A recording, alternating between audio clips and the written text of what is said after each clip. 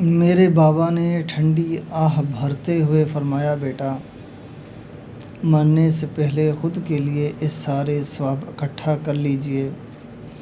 آج کل پیچھے رہ جانے والوں کے پاس اتنی فرصت نہیں ہوتی کہ آپ کو کچھ پڑھ کر بخش دیں یا کبھی آپ کی مغفرت کے لیے ہاتھ اٹھائیں، اس لیے اپنی قبریں خود آباد رکھیں۔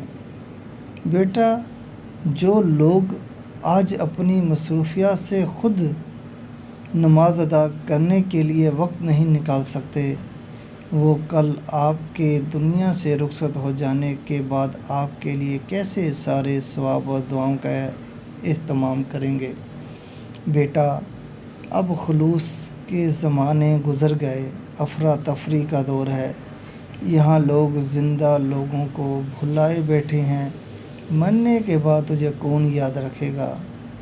اس لیے بیٹا، اپنی آخرت کی فکر خود کریں۔